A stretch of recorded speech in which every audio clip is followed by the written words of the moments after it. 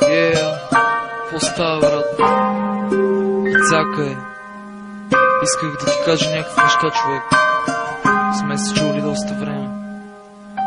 Не знам откъде започна, брат. Така че по-добре само да слушаш.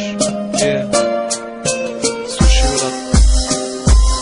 От 5 месеца не съм те чувал, не съм те виждал, брат. Усетих, че нещата при теб нещо не вървят. Спомних си лятото, отношенията ни претърпяха провал.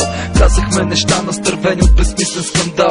Чувствам се тъжен до мен, вече те няма. На твое място сърцето се появи огромна рана. Ти беше по-големия ми брат, какво ли става? Защо вместо да градим всичко се разрушава? Сигурно аз съм виновен, не се оправдавам, не се крия. И точно поради този факт реших за тебе да забия. Търсих те навсякъде, телефонът ти е изключен, а на мен без теб, приятел, стар живота ми стана скучен. Помня старите парчета, които записахме в нас. Помня идеите как се ражда, когато пиехме бира във вас. Реших да те потърся, исках да ти чуя гласа. Предчувствах, че нещо става, но какво не мога да разбера. Чух се с майка ти, тя ми каза, че не си добре. Помислих, че е същото както преди година-две. Исках да говоря с теб, но ти не пожела. Казах си окей, знаех, че не е момента сега. Затворих телефона с присвито сърце. Боже, кажи ми какво се случи с моето братле. Седнах натъжен, пръстите сами засвириха зад нотите. Добрите спомени се криеха. Знам, че в момента водиш битка със самия теб. Чувствам много неща, за това ти пиша толкова пред. Всичко ще е наред, трябва сам да се справиш. Мисли позитивно, да, и сам ще се извадиш от дупката.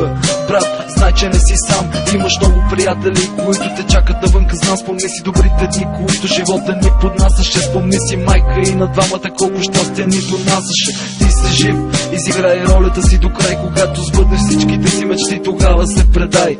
Това исках да кажа, живота всеки сам подрежда, докато ходи по своя път, без да губи надежда.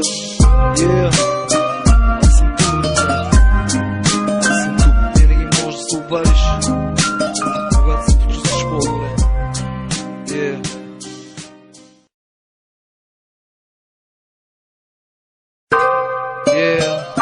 Какво става, брат?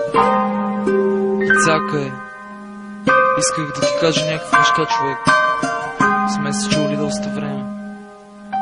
Не знам откъде започна, брат. Така че по-добре само да слушаш. От 5 месеца не съм те чувал, не съм те виждал, брат. Усетих, че нещата при теб нещо не вървят. Спомних си лятото, отношенията ни претърпяха провал. Казахме неща настървени от безсмислен скандал. Чувствам се тъжен до мен, вече те няма. На твое място сърцето се появи огромна рана. Ти беше по-големия ми брат, какво ли става? Защо вместо да градим всичко се разрушава? Сигурно аз съм виновен, не се оправдавам, не се крия. И точно поради този факт реших за тебе да забия. Търсих те навсякъде, телефонът ти е изключен, а на мен без теб, приятел, стар живота ми стана скучен. Помня старите парчета, които записахме в нас. Помня идеите как се ражда, когато пиехме бира във вас. Реших да те потърся, исках да ти чуя гласа. Предчувствах, че нещо става, но какво не мога да разбера. Чух се с майка ти, тя ми каза, че не си добре. Помислих, че е същото както преди година-две. Исках да говоря с теб, но ти не пожела. Казах си окей, знаех, че не е момента сега. Затворих телефона с присвито сърце.